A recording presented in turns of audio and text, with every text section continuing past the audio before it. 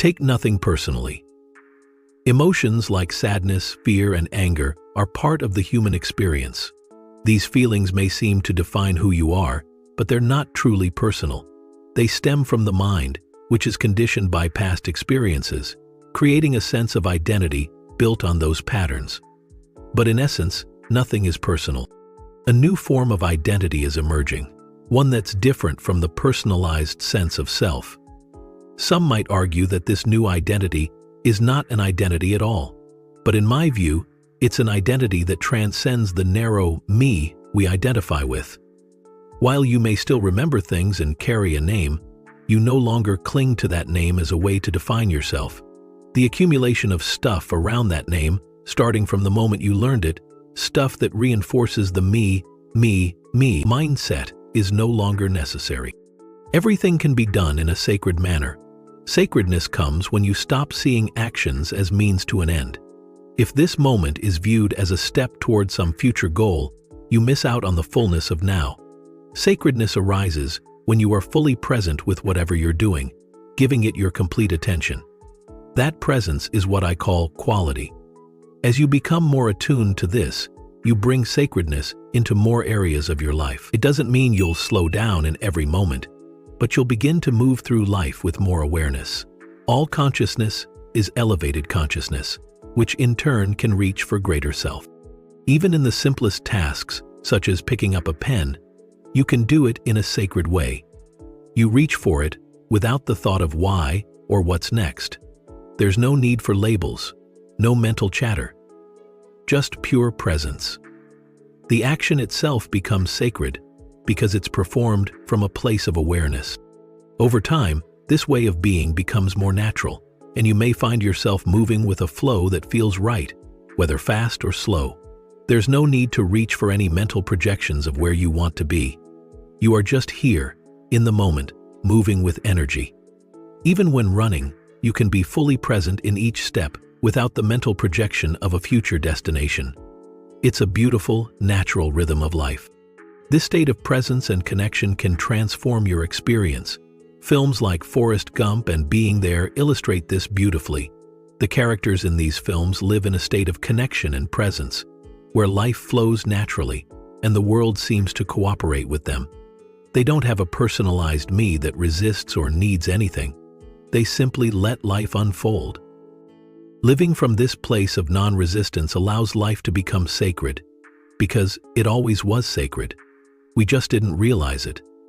As you continue on this journey, questions may arise, but remember that this isn't about mental understanding. The essential truths are simple.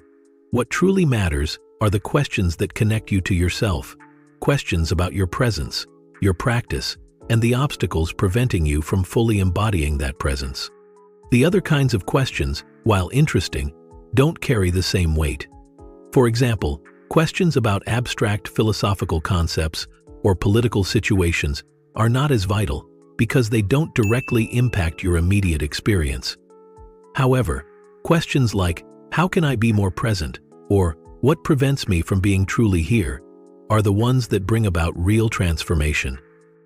When it comes to community, it's helpful to sit with others in a space of shared presence. Even if you don't have a group, others around you may begin to awaken in the same way. These groups can form naturally without any planning. Sometimes, all it takes is a few people who are also waking up, and before you know it, you have a small group. Whether formal or informal, these groups can be powerful spaces for growth and connection, as long as they're rooted in presence. The best things often come together without force, naturally and organically. So, whether you already have a group or are just starting to form one, the key is to focus on the presence that you share with others. This presence will deepen your connection, making everything you do sacred. I see. You want the monologue version, without dialogue, while also maintaining the length of the original text. Here's the revised version, ensuring it stays close to the original word count and keeps the reflections intact. There are various ways to approach this. It's not so much about doing, but more about finding the least risky way. One option is to invite people in and sit together in stillness for a while. At the very beginning, it can be helpful to play some inspiring music, This helps, as everyone often comes in with an agitated mind or energy, having just come from work or their daily routine. A little bit of music can help calm the atmosphere, followed by silence and shared stillness. Afterward, you could listen to a recording or watch a video for half an hour or an hour, then return to another period of silence before going home. This approach minimizes mental interference and helps people settle into presence. Alternatively, you could consider a more active approach, where people share how presence has entered their lives or discuss the obstacles they face. However, this requires one or two individuals in the group to hold the space of presence and spaciousness. Without this, the group could become dominated by thoughts and perspectives, and the sense of presence would be lost. If just one or two people, perhaps even you, can maintain this presence, it will make a difference. One person, simply there as spaciousness, can create a field of presence that others enter. Sometimes, words may even emerge from this spaciousness, appearing as though they come from a person. It's important, however, that it doesn't turn into a social gathering. Social gatherings are fine, but they often focus on the mind and its chatter. Instead, focus on creating a space where presence can unfold, free from self-consciousness. Some people enjoy ritual, while others prefer to avoid any external trappings. Ritual has been mentioned, and while some appreciate it, my approach is simple. My only ritual is the bell. There may also be candles, which some people will like, while others may be put off by them. I remember a person who hosted a group, and one first-time attendee said, "It was so spooky, all these candles." Ritual should remain simple. The goal is not to create an organization, as organizations often come with egoic dynamics, which the questioner alluded to. That said, I'm exploring the possibility of creating a platform where people can find local groups. This could happen soon, and your group might be part of it. It won't be an official organization, but a way for people to connect and find out where gatherings are happening. Even without a formal group, as you awaken, others around you will likely be waking up too. Eventually, a community of sorts will naturally form, even if it's not formalized. If you work one-on-one with people, perhaps as a counselor or in another capacity like physical therapy or other work, you will find that presence increasingly takes over. Whenever you sit with someone or are with them, this sense of presence becomes evident. Many effective counselors will tell you that the key qualification is not necessarily understanding your own dreams, as Freud suggested. While that can be useful, the real qualification is the ability to listen deeply. Anyone who can truly listen is already qualified to be an effective counselor. True listening requires openness, free from judgment, conceptualization, or labeling. It's like how you would observe a tree, open, without expectations. In this state, whatever is needed will emerge. It might not even come through you, but through the other person. They may realize the answer, or realize that their problem was irrelevant. Alternatively, the answer may come through you, and you might find yourself saying something that resonates, even though you hadn't planned it. Many of you will be working with others, perhaps informally. It's not about working in the traditional sense, but simply being with people. The essence of this kind of listening and being is to become comfortable with not knowing. It's not about thinking you know or should know the answer. It's about being comfortable with the uncertainty. People may come to you with problems that seem unsolvable, but embracing the space of not knowing allows greater intelligence to flow through you. This is the essence of alert presence. You will only know what is necessary in that moment, and often, you won't know it beforehand. Most likely, after the conversation, you won't even remember what was said. At a recent retreat, someone asked me to explain something I had said the day before. I had forgotten what I had said. Perhaps the person hadn't fully understood, or I had not explained it well. But someone in the audience remembered, and when I repeated it, the words came out flat and lifeless. This moment reminded me that when something comes from memory, it's when something arises from presence that it carries transformative energy. Even simple words can have a deep impact when they come from a place of presence. A young man came to me yesterday with a question about the body. I'm not sure if he plans to ask it here now, but perhaps all questions have already dissolved. It's concerning the body. We were discussing how the conditioned mind prevents us from being in presence, and I noticed that the body itself is constantly evaluating situations. It's judging, so to speak. This feels good, this feels bad, this is pleasurable, and that isn't. Often before, though not always, conceptualization begins. You've asked us to observe nature to learn from it, but something has been concerning me for a while. When I observe animals, living bodies like us, they don't seem to conceptualize, but they do judge. They fight for dominance or territory. To me, this seems a contrast of character. In speaking with Bruce, the greatest insight I got was that it feels like it's not just the conditioned mind sparking duality, but something physical too. Additionally, when there's trauma early in life, it seems to become a physical memory before thinking even starts. It's more like a reflex. This physical memory can dominate life without involving thought. So, my question is about the body. The body carries a great inheritance, passed down through generations. DNA contains the history of the past, including the condition of separateness, the feeling of being a separate me. This sense of separateness is already embedded in the cells. The pain body I've mentioned is present even before thoughts begin.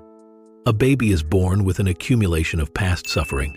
Some babies cry a lot, others cry less, and this is linked to the density of their pain body. So, when things happen, deep-seated conditioning is already at play, connected with the mind.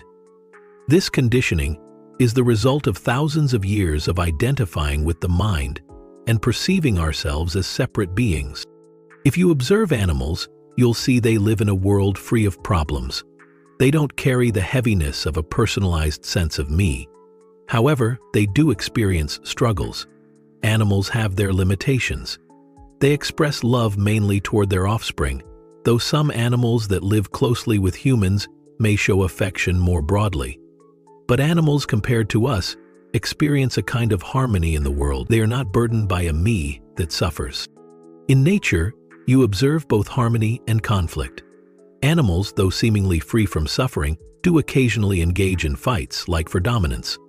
But once the fight is over, they simply move on, sometimes fighting again later, yet without carrying the struggle with them. This is unlike humans, who often carry their struggles, making the conflict part of their identity. I once watched ducks swimming. When they fought, maybe over territory, they separated, flapped their wings, and then swam off as if the past had been completely released. There was struggle, but it didn't linger in them. They simply moved on. Animals are deeply connected to the source, though they too experience separateness. But nothing in nature is truly separate from your consciousness. As your consciousness shifts, you may notice changes in nature as well. If your mind is in a state of fear, you will see the reflection of that fear everywhere around you. The Bible and other prophecies speak of a time when the lion shall lie with the lamb, suggesting that as human consciousness shifts, animals too will undergo a transformation. When you observe animals, you see that they don't suffer in the same way humans do. They experience pain, certainly pain inflicted by humans and other animals, but they don't suffer as humans do, because suffering requires a self who suffers. While there may be disharmony when one animal kills another, there is still an underlying harmony in the whole of nature. The balance in nature, though apparent in the struggle, extends beyond individual conflicts. Despite their limitations, animals have much to teach us. Most of the time, they are at ease with themselves and their surroundings. Some animals, like birds, are constantly alert. Yet this alertness is not fear. It is simply awareness. When you watch a bird, you can learn a great deal. It is always moving, but not out of fear. Just alertness. I don't want to idealize the animal kingdom, as it has its own downsides. Anyone who has had a cat knows the polarities. A cat is a beautiful creature, walking with harmony and grace. When it rests completely. When artists paint a resting cat, the shape radiates harmony. Yet when it hunts, it may tear apart a bird, though it doesn't need the bird. It's driven by deep conditioning, ingrained over millions of years. I once had 3 cats, and one had just killed a bird. A woman who came to me for counseling picked up the cat and scolded it, saying, "You shouldn't be doing that." She couldn't release conditioning from just 40 years, while the cat carried millions of years of conditioning. Now, washing off a small tusk in a bowl, she measured the drop away, as juicy sponges put away, into water from a flask of water and dropped it into the bowl. In the animal kingdom, there is beauty and harmony, yet humans, many of them, live in a state of disharmony, disconnected from life and their surroundings. They are not in alignment with life in the way animals are. Despite the limitations of their form, animals express a greater sense of wholeness than humans. Watching the animal kingdom can teach us much about harmony, alertness, and living in the present. The question also touched on reactions that seem to precede thought processes. Some reactions seem to occur before thought, and this is the conditioning of the body. For thousands of years, the body has been conditioned by thought into a state of fearful contraction. Every person carries a pain body, and therefore everyone lives in a state of fearful contraction. It's challenging to detect, because almost everyone has it. Fear is already built into the DNA. If one were to examine the DNA, they would find significant information about this inherent fear. Fear is the predominant energy of the pain body, even if it seems to take the form of anger, sadness, or heaviness. Fear is always an essential ingredient in the separate state of being. Humans are born with fear already encoded into the structure of the body, and this is what reacts. The fear in the body energizes fearful mental structures, and these fearful egoic mind structures fuel what is already present in the body. It becomes a vicious cycle.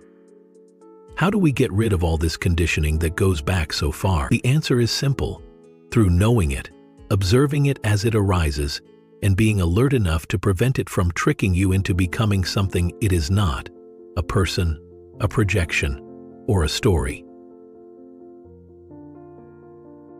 That's why sitting here in this energy field of presence is the greatest thing you can do to dissolve conditioning.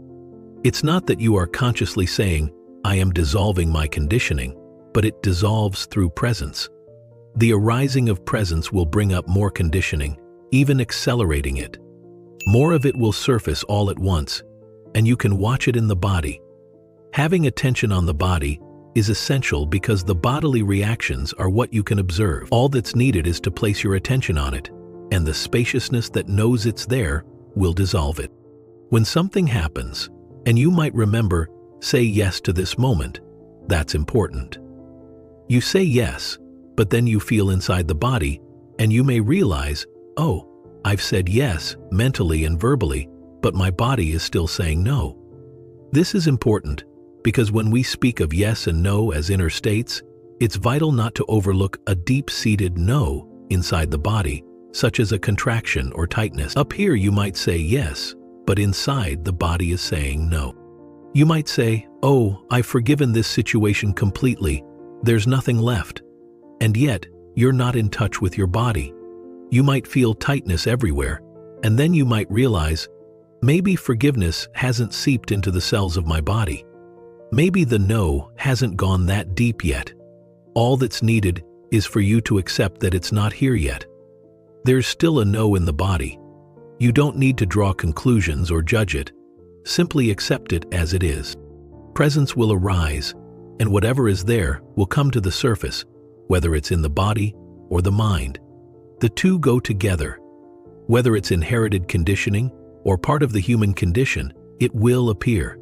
Situations and challenges will bring it out, and the more presence arises, the more quickly these things will emerge.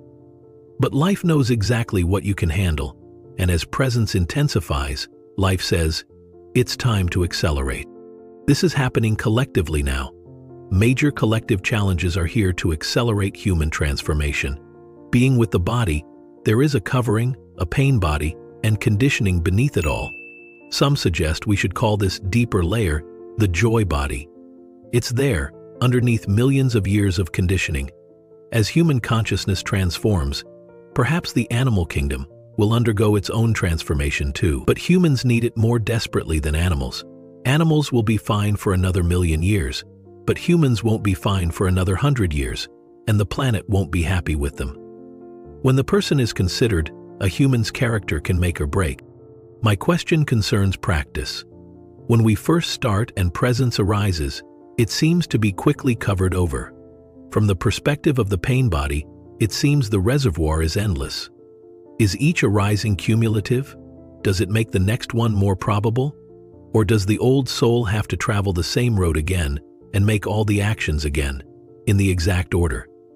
It does get easier. Presence intensifies often for a while, but challenges also intensify as presence intensifies. Sometimes, it seems like I'm falling back into my old state of consciousness. I was present for a while, but now some challenge has pulled me back into a state I thought I had left behind long ago. But that's only temporary. Once presence arises, it can be obscured, but you can never go back to the old mind identification. The momentum of presence is already there. It may be that if your mental-emotional conditioning has great density, the clouds can return. There was sunshine, the clouds parted, and then the clouds return. If you need some disaster, some loss, or some breakdown, then it will happen, so that presence can manifest more freely through you. But you are here to make that unnecessary, except in those cases where it's still necessary. Stan, you don't need to ask, when am I going to be free? We need to be cautious not to create some future state or goal that we need to achieve. For instance, I need to become free of my pain body. I'm waiting for when, and there's more stuff coming up. But you've only perhaps been conscious of your pain body for a year or 2 or 5 or 10, which is not a lot. It's been there for thousands and thousands of years, so it is happening quite quickly. But even to ask, how much longer do I have to live with my pain, is not helpful. Don't create a state that you need to arrive at. Be with your pain and let it be. It's not that bad. It's there, yes. Don't label it, let it be. That's the power of surrender. Often the mind can come in and say, when? When do I want to be free? You're free already. You can be free even if there's still pain operating in you. If the pain is no longer mistaken for who you are, is no longer made into a personalized sense of self, a me, you can be free. Yet, periodically, you may still carry your pain body and it may get triggered. You recognize it as the pain body, but it's not who you are. It doesn't become a story in the head. It doesn't energize thought patterns in the head, egoic mind patterns.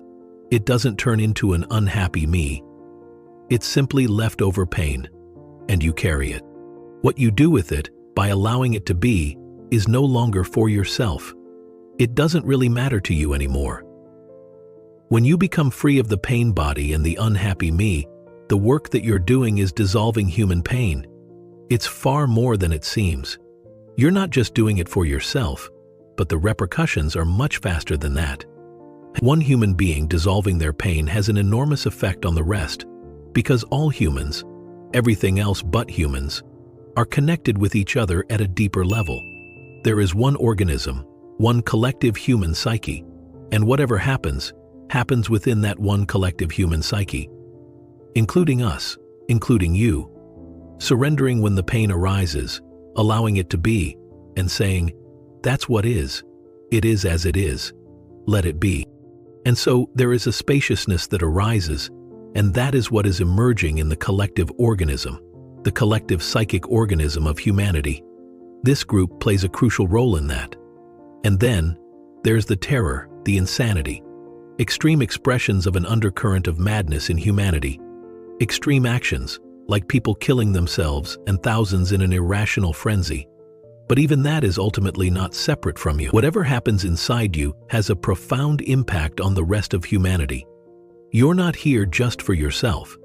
Inspired by this notion, the writer George Martin wrote, "Embrace the journey of disidentifying from all the conditioning, the unfolding of presence.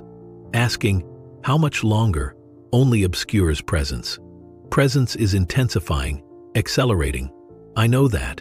And the more you stop asking, how much longer, or do we have to go on endlessly, the faster it accelerates. Because by letting go of that question, you release the future. Don't hold on to the future as something that will fix your pain or resolve your problems. Let it go. It's not the answer. How much longer? I understand the question. Many people ask it. I've been asked many times. But ultimately, asking that question isn't helpful because it usually leads to the next thing, a complaint. The next thought after asking that question is, do I have to endure this pain forever? Just rest in the simplicity of this moment. Whatever arises, be okay with it. It is what it is. That is salvation already. You don't need the future for salvation. Trust that the present moment holds everything you need and recognize the immense power that lies within it. It is within you to choose pleasure. Thoughts will arise, many of them, that are perhaps cleverly designed to pull you out of the now. They may seem logical or sensible, but they're designed to distract, leading you to the future and back into an unsatisfactory present. It's crucial to recognize the mind's intelligence. Ultimately, that intelligence is only a small part of the greater intelligence, and the egoic mind often uses its cleverness to sustain itself. Experts suggest that focusing on the present, that ignoring things that come to mind with clarity, is paramount, so it can easily trick you. Always return to the now. You are already. As the beautiful line from A Course in Miracles says, it is only in this moment that salvation is offered to you, and it is in this moment that you can accept it, no other time. And that is the truth. This moment, I accept it. Thank you, thank you, thank you. My name is Michael, and I realize that I may be leaving before you answer my question because I have a flight to catch. I might leave shortly after 4:30, so I want to make it clear I'm not disinterested in the answer if you're still talking when I leave. She looked. It won't be your pain body driving you. I was one of the founders here. I called him about 1.5 years ago in Indonesia when I was struggling with the business I was working in. I would read your book at night, and it would help me sleep peacefully. I called him and said, "You've got to read this book." He did, and then contacted the right people to bring you here. I'm just glad to have been a part of that, and also the timing of your being here after all that's happened. This is the largest gathering, and I'm hopeful something will come from this group. Actually, not just hopeful, I sense it already will. Yes, and there are 2 things I wanted to ask. One is, last Tuesday I was on the roof of my apartment and watched the South Tower of the Trade Center fall. It's shaken me deeply. In a way, I'm having flashbacks. I used to wonder why Vietnam veterans couldn't move past their flashbacks, why they were so messed up.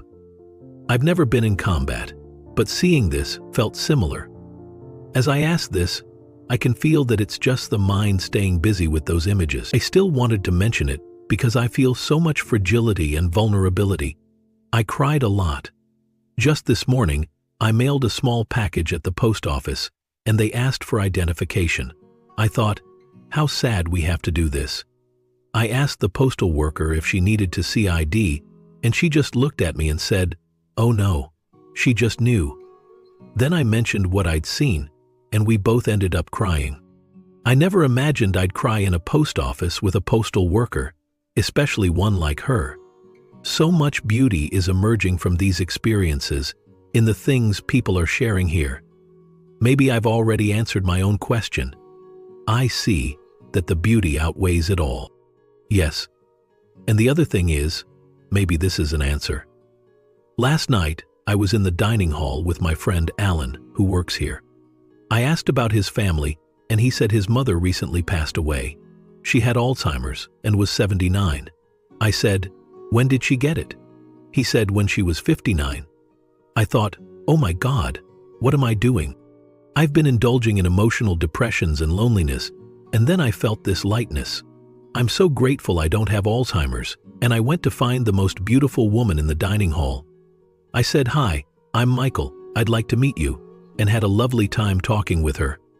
Later I said, "I don't know if you're married, gay, or have a boyfriend, but I'd like to meet you again." She lives in Atlanta and said she's with someone, and I felt no disappointment. It was just a wonderful, genuine connection. Something similar occurred to me not too long ago. There's a woman in this room who I felt nervous about approaching. I worried she might reject me. But no, we ended up going to the lake, where we connected deeply, not through words, but through a profound silence. I mentioned some struggles with my on and off relationship, and she casually pointed to her ring, saying, "I'm married." Yet none of that mattered. The connection was authentic. A simple, meaningful interaction, without any expectation. So I wonder, is this a technique? I feel like I've discovered this approach now. Oh, I'm grateful not to have Alzheimer's, so why not reach out and meet everyone? Not just women, but simply connecting with others in gratitude. I feel thankful for that, and I also want to express my gratitude because without you, though it's not personal, we wouldn't all be here now, at this very moment. The timing, everything, is so intertwined it's impossible to map out with the mind. It's astonishing how deeply everything and everyone is interconnected. Many people here are connecting deeply with each other, not necessarily romantically, but just profoundly. The attraction, whether it's between a man and a woman or otherwise, is secondary to the deeper, unspoken bond we share. It doesn't matter if I forget names, for every encounter feels sacred. When I meet someone, there's a recognition, even if I don't recall their name. It's always a holy exchange. When you're not driven by the ego, something beautiful happens. You don't need anything from someone else, and you don't fear them either. Ego-driven interactions are typically governed by desires, wanting something or fearing harm. But when you let go of ego, you can connect authentically without needing approval and without fearing rejection or injury. You might feel attraction or other human emotions, but there's something far deeper at play, beyond mere appearances. Stay true to yourself. As my friend Katie says, personalities don't love, they want something. They may pretend to love, but it's motivated by a need. The ego wants, fears, or pretends. It's liberating to move beyond that and, for the first time, truly be present with another human being, not seeking anything, just being. I've learned that when I remain quiet enough, answers to my questions naturally arise. But at this moment, I haven't been quiet enough to receive those answers, and I could use some help. I recently separated from my partner after many years, and during this retreat, grief and anger have surfaced repeatedly, thoughts and emotions together. I observe them, remind myself it's the pain body creating the story, and sure enough, those feelings dissolve quickly. Suffering fades almost as quickly as it emerges, allergic to danger.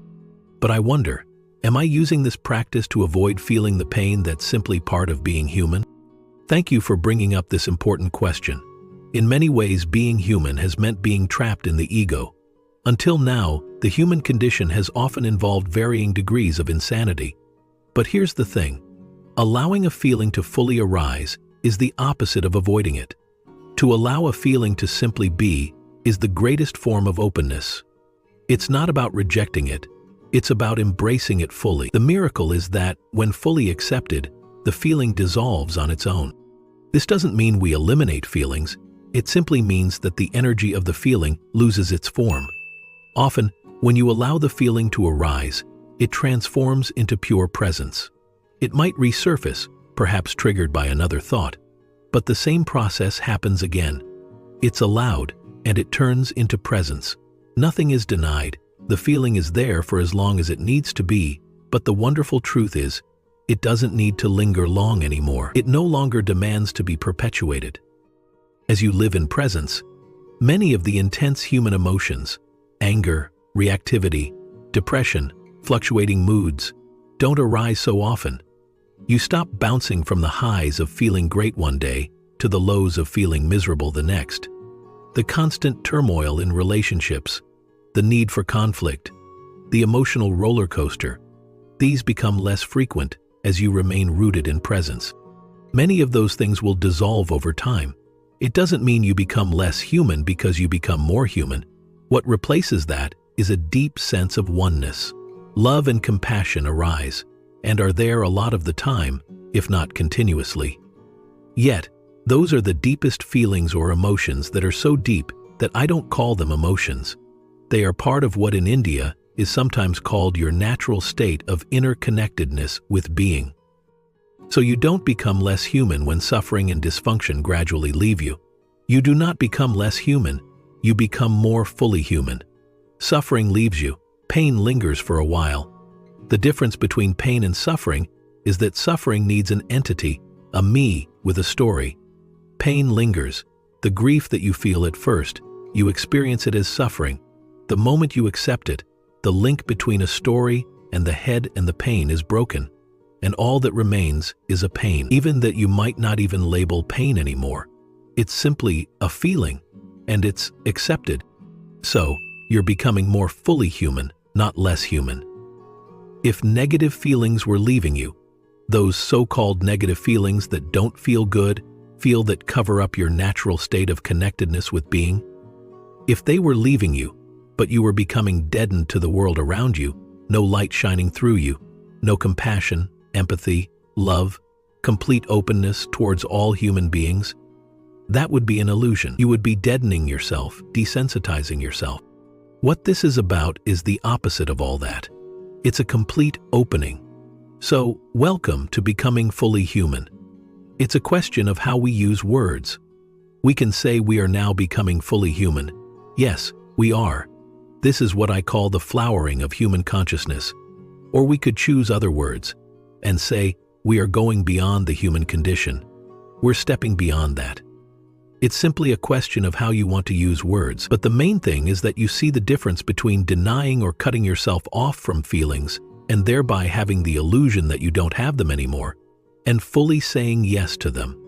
The constant practice of meditation and inner journey back to the fountain of creation has made me speedily rediscover. As presence arises, the motivating factor for taking action changes dramatically. It's not that action becomes no longer possible, or that you're no longer capable of action. Although I must admit, it happened to me for a couple of years. I went into complete beingness, or presence. I lost the ability to take action. Not that I saw it as a loss, but other people saw it as a loss in me. I had no guidance, so I got overtaken by presence, and nobody could tell me that you can still be active. Gradually, I learned for myself that presence can be a state out of which very effective and passionate action happens. But probably it will be far fewer actions that come out of presence than actions. All the myriad activities and actions that come out of the state of resistance, of the state of no, that need to arrive at the future desperately because I haven't found myself yet, driven by fear, the fear of being nobody, the fear that you might not make it, the fear of survival, the fear of not enough. Driven by that, creating perhaps a huge enterprise, and just as you create it, you die of a nervous breakdown or whatever, but all the people associated with your great enterprise are unhappy. So, it looks great when you look at it, and then look at the inner state of the people inside. They're all driven. Is there an ease? Is there an aliveness? Are they flowering as human beings? No. So, all that is, I call, karmic action. Karmic action rises out of a denial of life, of what is. It's resistance, induced motivated by resistance and needing the future. Then you have action that arises out of presence. Karmic action creates more karma, in other words. It arises out of suffering ultimately, and creates more suffering. The energy behind it is the energy of suffering. Karma means action, action, reaction, action, reaction. So that is karmic action. Any action that is a means to an end is karmic action. Any action where the outcome is more important to you than the doing now is karmic action. And that is the action of most of humanity, with a few exceptions, of course. Something else is arising, so that's important to know the difference between action, motivated by presence, and karmic action. Whenever the now is denied its primacy, not the primacy of the now, and the fullness is not recognized, it's reduced to a means to an end. Any action then is karmic and produces more suffering in yourself and others who come into contact with that kind of action. But you may be an extremely busy person, of course, and most people are. Then there is the state of presence, and only necessary action arises out of that. You mentioned some examples, such as writing a letter to a newspaper.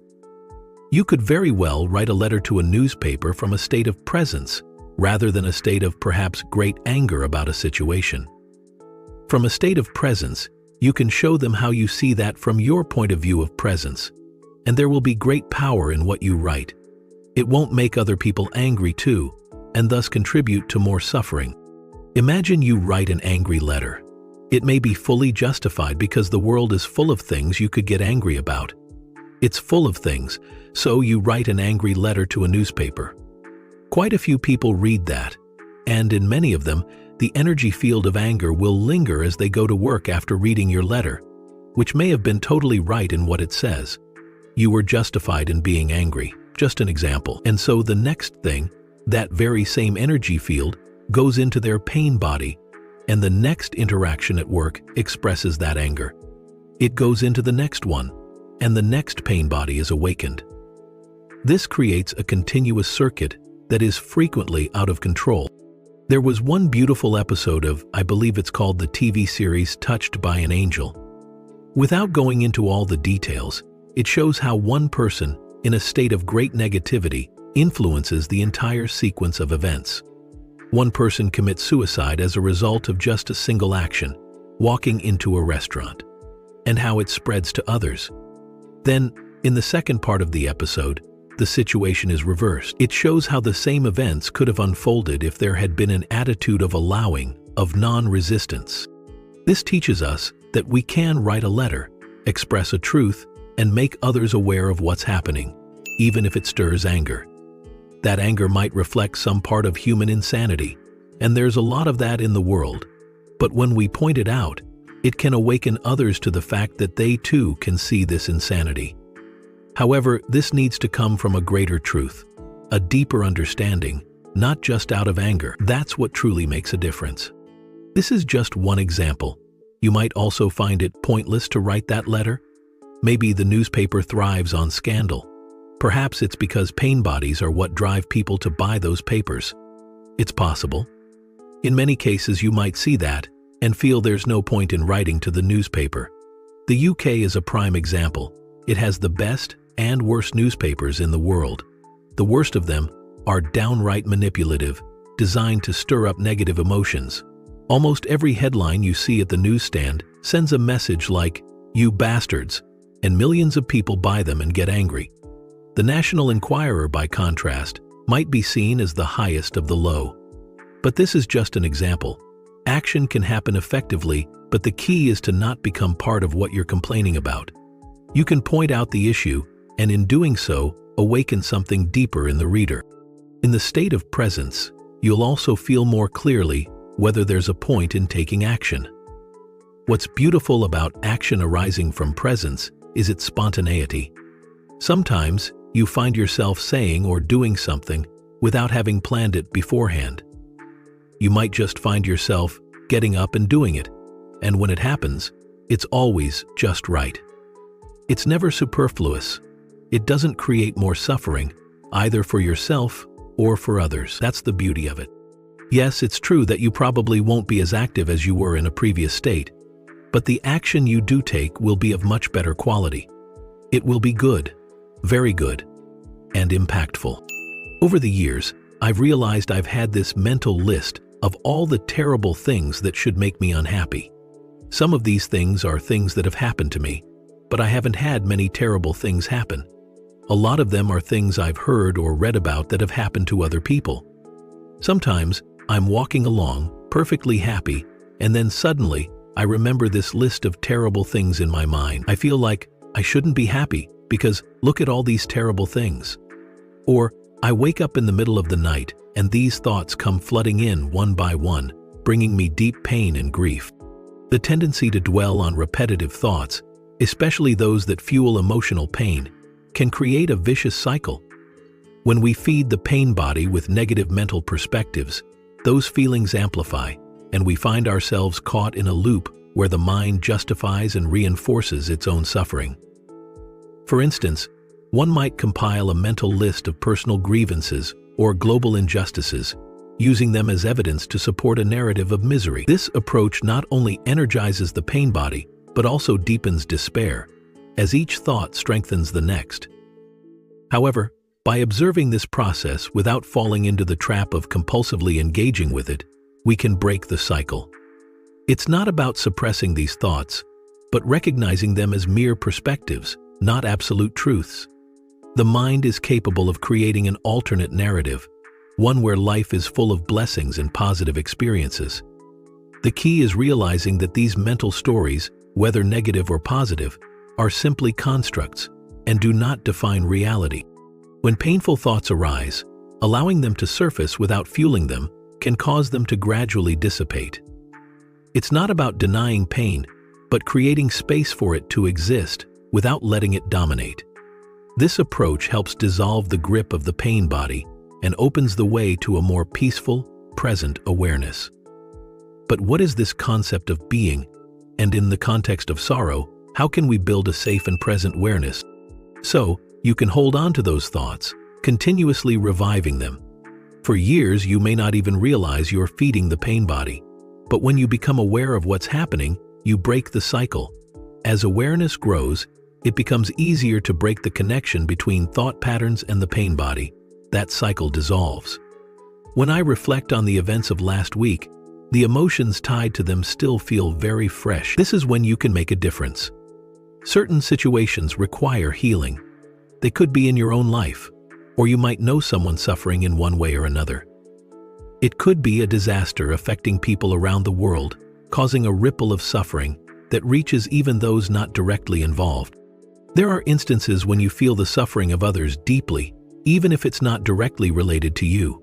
Just last week, people around the world were affected by a tragedy. It might not be something you experienced firsthand, but the ripple effects of that suffering spread far and wide. Even my mother, living in Europe, cried. People across the globe still carry that burden. This isn't just a mental list of global wrongs.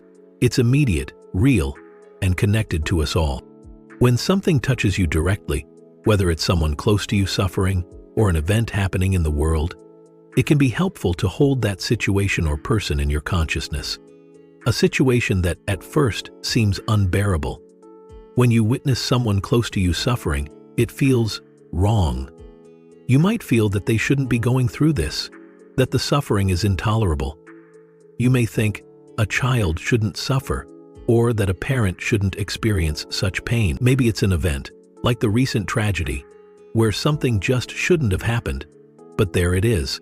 In these moments, you can hold the situation in your consciousness, even if it's hard to accept at first. The act of holding it in your awareness creates space for that situation to exist without resistance. You may notice that eventually you can accept it deeply, and when you do, a sense of peace and serenity can arise. This isn't always easy, especially when the event or person's suffering is recent and fresh. But as you hold that suffering in your consciousness, you may find yourself feeling great sadness. This sadness, though painful, is a signal that you are resisting the reality of the situation. It's your inability to accept it fully that causes the sadness. However, if you allow yourself to feel that sadness fully, you can move through it. As you experience that sadness, you acknowledge it as part of the suchness of the moment. And when you do, it will eventually take you beyond that sadness. This practice becomes especially important when you encounter situations around you that require healing, whether they involve your own life or the suffering of others. If you feel deeply affected by something in the world, you can hold that in your consciousness, just as you would if it were someone close to you. You can hold the entire world in your consciousness, recognizing the incredible suffering happening at this very moment in many parts of the globe. Every second, someone is dying, someone is suffering, and at the same time, there are those who are finding peace and realizing who they are beyond form. At this very moment, suffering is happening somewhere on the planet. People are in hospitals, in prison camps, or even being killed at this very moment. And yet, you can hold the entire planet in your consciousness, not focusing on each individual suffering, but embracing it as one whole. This doesn't mean ignoring the suffering, but acknowledging it as part of the human experience, the natural state of being in this form of consciousness. In its proper space, each piece is perfectly attended to. Instead of diving into the details of every story, you can see the world as a whole and embrace it all: suffering, peace, and everything in between. This is not a new phenomenon, as suffering has been going on since the beginning of time. And unless transformation happens, it will continue. The transformation begins within you, in this very moment. Through acceptance, through embracing the suchness of the present moment, transformation can occur, and it will lead to peace. This is the only way to bring true change to the world. Listen to the sound around you. Just listen without labeling it. Appreciate the gentleness, the presence of awareness that makes it possible. And that awareness is who you are. Without it, nothing would exist. The whole world is created from that awareness. And when you realize who you realize that you are that awareness. When you know this, a harmonious world emerges. When you don't know yourself as that awareness, the world becomes an illusion. If you want to continue on your journey of self-discovery, make sure to subscribe to this channel to assure living more in the present moment. Reply with the word "now" in the comments if this message resonated with you and if you want to continue growing in the future. Also, consider giving this video a like and sharing it with someone who might benefit from a gentle reminder to slow down in life and be more awake.